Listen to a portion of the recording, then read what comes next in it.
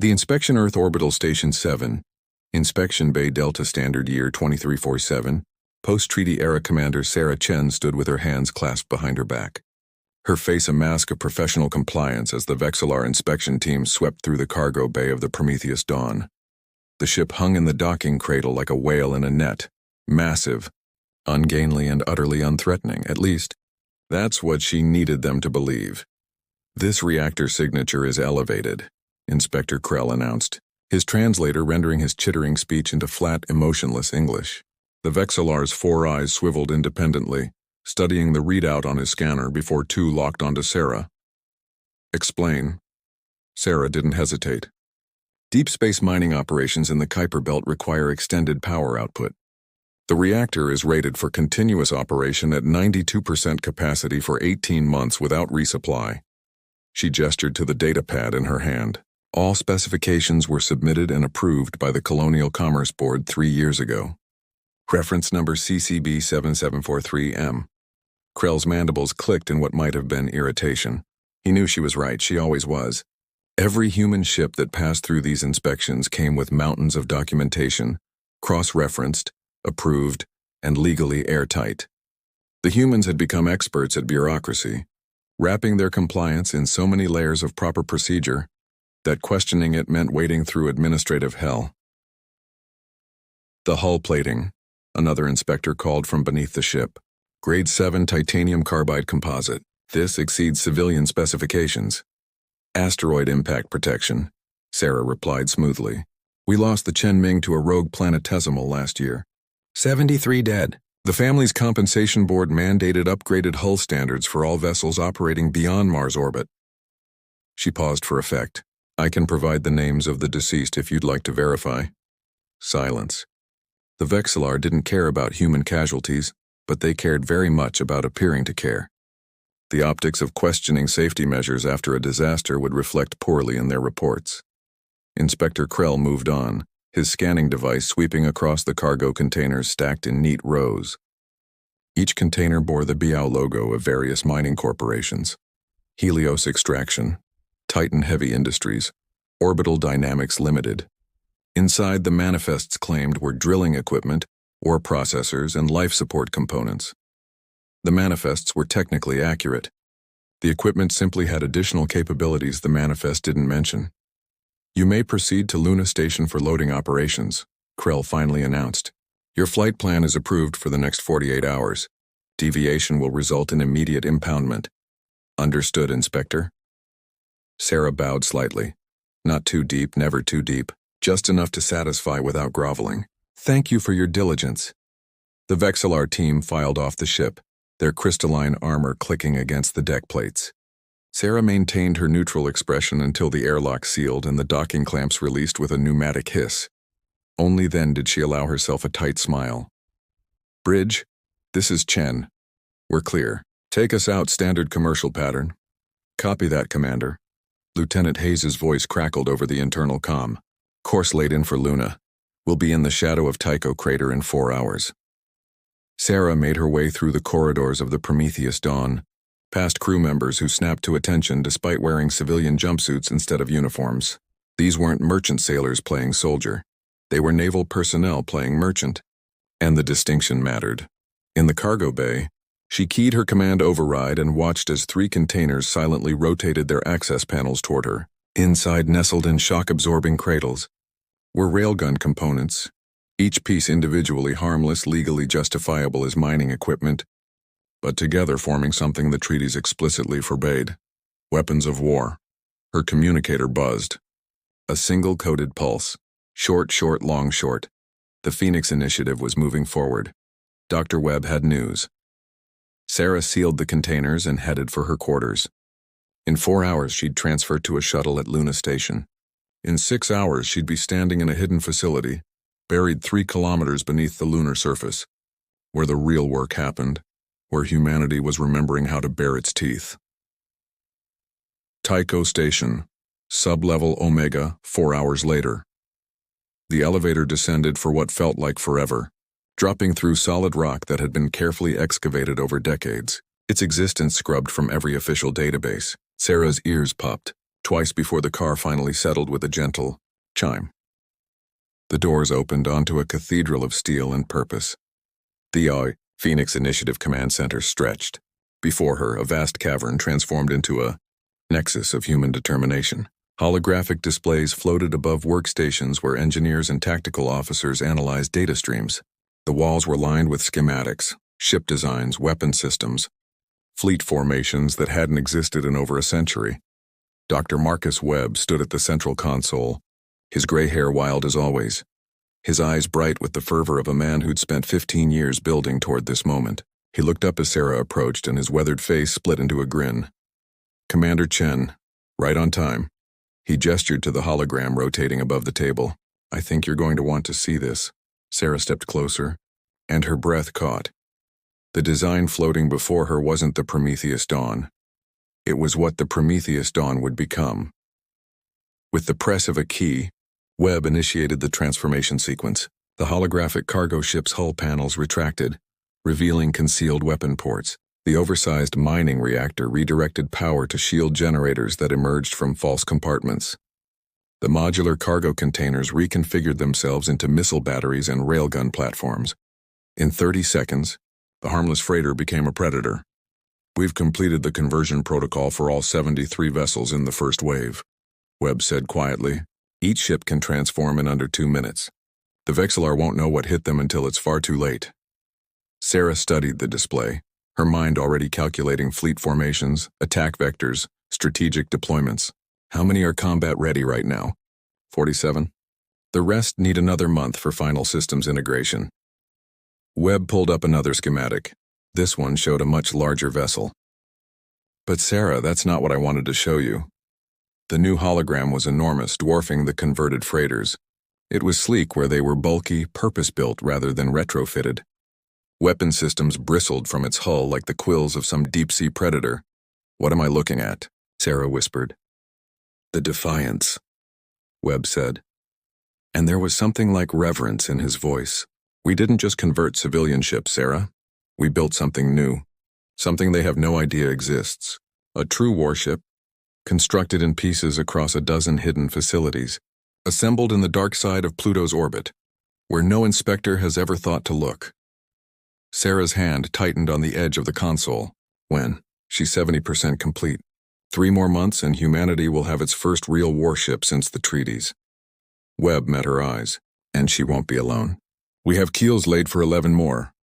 For a long moment, Sarah couldn't speak. She thought of the years of humiliation, the inspections, the condescending clicks of Vexillar mandibles as they treated humanity like children who needed supervision. She thought of the colonies seized, the freedom stripped away, the boot pressing down on Earth's throat.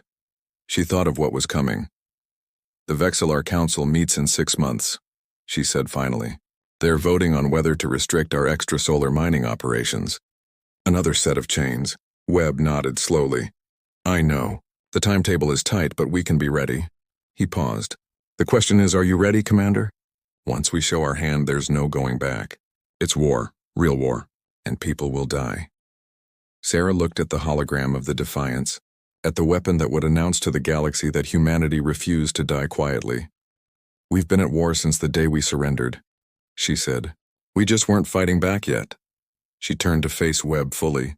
"Accelerate the schedule. I want the first wave fully operational in 8 weeks. Start recalling our people from the outer colonies, quietly, carefully, but get them home." "And Webb?" "Yes, Commander. Make sure the Defiance has teeth sharp enough to make them remember why they were afraid of us in the first place." Webb's grin was sharp as broken glass. "Oh, she does. Trust me, she does." Meanwhile, Vexillar Command Ship Eternal Vigilance High Orbit, Earth Supreme Inspector Valth reviewed the day's reports with satisfaction. Another month, another round of inspections completed. The humans remained compliant, their ships properly restrained, their ambitions appropriately crushed. His aide entered, mandibles clicking a greeting. "The Council awaits your monthly assessment, Supreme Inspector." Valth compiled his data with practiced efficiency. Report as follows. Human fleet activity remains within acceptable parameters. No violations detected. Their industrial capacity continues its focus on resource extraction and civilian infrastructure. Recommendation: maintain current oversight protocols. He added one final note. The humans have accepted their place. They pose no threat to Vexillar interests. It was the last mistake he would ever make. The gathering Stormars colony, Hellas Basin Industrial Complex. 6 weeks later. The sandstorm outside howled against the reinforced viewports, painting the Martian sky in sheets of ochre and rust. Inside the buried conference room, 12 faces stared at the holographic display, with expressions ranging from hope to terror. These were the captains, commanders of the vessels that would form humanity's secret armada. Sarah Chen stood at the head of the table, her uniform still bearing the insignia of a civilian shipping officer, though everyone in the room knew better. The Vexillar Council vote has been moved up, she announced without preamble. 4 months instead of 6. Intelligence suggests they're not just restricting extrasolar mining. They're planning to nationalize all human operations beyond Jupiter. Every ship, every facility, every resource we've built will become Vexillar property. Captain Rodriguez of the Iron Harvest slammed his fist on the table. They're going to take everything, leave us with nothing but earth and the scraps they throw us. Not if we move first, Sarah replied coldly. Dr. Webb's status update. The hologram shifted, displaying a tactical overview of human space. Green markers indicated converted ships. Blue showed hidden facilities. Red marked Vexillar patrol routes and observation posts. Webb's voice carried through the speakers. All 73 first-wave vessels are now combat-capable. Conversion time has been reduced to 90 seconds. The Defiance completed her trials last week. She exceeds specifications in every category. He paused. She's also completely invisible to Vexillar sensors when running in stealth configuration. Murmurs rippled through the assembled captains. Captain Okonkwo of the Titan's Reach leaned forward. How is that possible? Their sensor technology is centuries ahead of ours. Was centuries ahead, Webb corrected. We've had 100 years to study their ships every time they dock for inspections. Reverse engineering is humanity's specialty. Plus, we've developed something they don't have. Quantum-entangled communication arrays that operate outside their detection spectrum. We can coordinate fleet movements in real time across light years, and they'll never see the signals. Sarah let that sink in before continuing. Here's the operational timeline. In 3 weeks, the Vexillar will conduct their quarterly fleet inspection at Luna Station. Standard procedure. They'll examine 20 ships, declare us compliant, and return to their orbital command station. She highlighted a cluster of vessels on the display. These 20 ships will be our Trojan horse. They'll pass inspection, receive clearance for their mining routes, and proceed to their assigned sectors. Her finger traced the routes, all of them converging on a single point in space. Here. The Jovian Logistics Hub. It's the central coordination point for all Vexillar operations in the inner system. 50 warships, 300 support craft, and Supreme Inspector Valth's flagship, the Eternal Vigilance. The room went silent. Captain Kim of the Shanghai Express spoke carefully. Commander Chen, are you suggesting we attack a Vexillar military installation with converted cargo ships? No, Sarah said flatly. I'm suggesting we destroy it completely. She expanded the tactical display. Once our ships reach the outer marker, they'll execute conversion protocols simultaneously. 90 seconds later, we'll have a strike force armed with railguns, missile batteries, and electronic warfare suites that the Vexillar have never seen before. We hit them fast, hit them hard, and we don't stop until every Vexillar ship in that sector is debris. They'll retaliate, Captain Hassan said quietly. Earth, Mars, Luna, they'll glass everything. Not if they can't. Sarah pulled up another schematic. While the first wave engages at Jupiter, the Defiance and her battle group will be here, in high orbit over Earth. The Vexillar have 47 ships in the home fleet. The Defiance alone can take 15 of them. With her support vessels, we can control Earth's orbit within 6 hours. And then what? Rodriguez demanded. We've seized a few systems, destroyed some ships. The Vexillar hierarchy has thousands of worlds, millions of vessels. They'll come back with everything they have. Sarah's expression hardened. Then we make sure they never forget what it costs to come at us. This isn't about winning the war in a day, Captain. It's about proving we can fight. Once we've secured the inner system, we fortify, we build, and we show the rest of the galaxy that humanity isn't conquered. We never were. She swept her gaze across the assembled commanders. For 100 years, we've bowed our heads and played the obedient servants. We've let them believe they broke us. But we were never broken. We were waiting, learning, building. And now it's time to remind them of the lesson they should have learned in the first contact war. What lesson? Okonkwo asked. Sarah's smile was cold as the Martian night. Never underestimate humanity's capacity for controlled violence. Vexillar Intelligence Station, Ganymede. 2 weeks later, junior analyst Threx stared at the data streams with growing unease. Something was wrong with the human shipping patterns, but he couldn't quite identify what. He pulled up the movement logs for the past month. Human vessels were adhering to their approved flight plans, checking in at every waypoint, transmitting the proper identification codes. Everything appeared normal, except it wasn't. Threx overlaid the current shipping patterns with historical data. There, a subtle shift. More vessels were requesting routes toward the outer system. Not enough to be suspicious individually, but in aggregate the pattern was clear. Human traffic was concentrating around Jupiter. He drafted a report for his supervisor, highlighting the anomaly. It sat in the queue for 3 days before being reviewed and dismissed. Assessment: increased mining activity in Jovian sector consistent with resource demands. No action required. Threx wanted to push harder, but he was junior, and the humans had been compliant for so long that raising alarms about shipping routes seemed paranoid. Still, he kept monitoring, watching as more and more vessels converged on the outer system. By the time he realized what he was seeing, it would be far too late. Luna Station, Commander Chen's quarters 12 days before contact. Sarah couldn't sleep. She stood at the viewport staring at the blue marble of Earth suspended in the black. Somewhere down there, billions of people went about their lives unaware that in less than 2 weeks everything would change. Her communicator chimed softly. Webb's face appeared on the screen, haggard but energized. "We've finished the final installations on the Defiance," he said. "She's ready, Sarah. Everything we've worked for is ready." "How many people know the full scope?" she asked. "Including you and me?" 47. "Everyone else knows their piece, but not the whole picture." "OPSEC has held," Sarah nodded. It had to be that way. Even one leak, one careless word, and the Vexillar would descend on them like a hammer. "And if we fail?" Webb was quiet for a long moment. "Then we fail trying to be free. That's more than we've had for a century." "My father fought in the first contact war," Sarah said quietly. "He was on the Yorktown when she went down. I was 7 years old when they told me he was never coming home." She touched the viewport, her palm against the cold glass. "He used to say that humanity's greatest strength wasn't our weapons or our technology.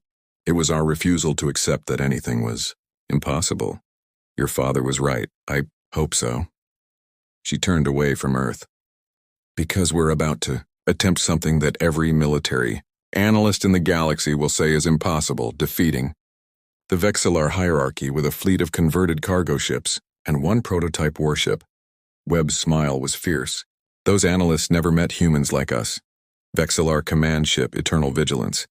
High Earth orbit, 8 days before contact. Supreme Inspector Valth reviewed the inspection schedule with his usual meticulous attention.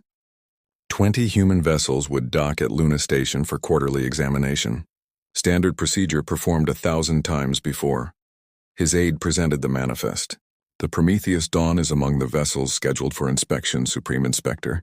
Commander Chen will be aboard." Valth's mandibles clicked in something approximating amusement. "Ah, the diligent Commander Chen. She always has her documentation in perfect order. A model of human compliance, and should we increase scrutiny? Unnecessary. The humans have been pacified. They understand their place." Valth closed the file. "Proceed with standard protocols. I have a council meeting regarding the upcoming nationalization vote. The humans will object formally, of course, but they'll accept it. They always do." He departed for his chambers, confident in the knowledge that humanity remained exactly where the Vexillar hierarchy wanted them. Leashed, controlled, and harmless. In his arrogance, he never noticed the subtle energy signatures bleeding from the mining vessels in the outer system. He never questioned why so many ships happened to be converging on the Jovian logistics hub. He never wondered why Commander Chen's cargo manifests always seemed just slightly too perfect, too carefully documented. He never suspected that the humans had spent a century doing exactly what they did best, adapting, evolving and preparing to strike back. Phoenix Initiative Command Center, Tycho Sublevel Omega 5 days before contact. Sarah stood before the wall of screens displaying every ship in the Armada. 73 converted vessels now arrayed across human space like chess pieces waiting for the game to begin. The Defiance hung in the dark beyond Pluto, her systems powered down to minimal levels, invisible to any scanner. Behind her, the command staff worked in controlled urgency. Fleet coordinators verified comlinks. Tactical officers ran final simulations. Engineers monitored the conversion systems on every ship, ready to trigger the transformation sequence on Sarah's command. Webb joined her at the display. "I keep running the numbers," he admitted. "Even with everything we've built, the odds were impossible when we started this," Sarah interrupted. "They're impossible now. They'll be impossible tomorrow." She finally looked at him. "We're not doing this because we think we'll win, Marcus.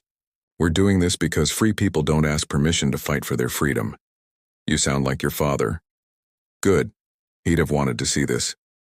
She touched the controls, zooming in on Earth. "In 5 days, the Vexillar are going to learn something they should have learned a century ago." "What's that?" Sarah's reflection in the screen looked back at her, tired, determined, and utterly uncompromising. "That you can't cage humanity. You can only teach us to fight better when we break free." She turned to the command staff. "All stations commence Operation Phoenix. Send the go codes to all vessels. This is it, people. No more hiding, no more pretending." Her voice carried through the command center, through the quantum-entangled comm arrays, to every ship bearing the hidden mark of humanity's defiance. "In 5 days, we show them what we built. In 5 days, we remind them why they were afraid. In 5 days, the Phoenix rises." The countdown had begun. "Retry Claude can make mistakes. Please double-check responses."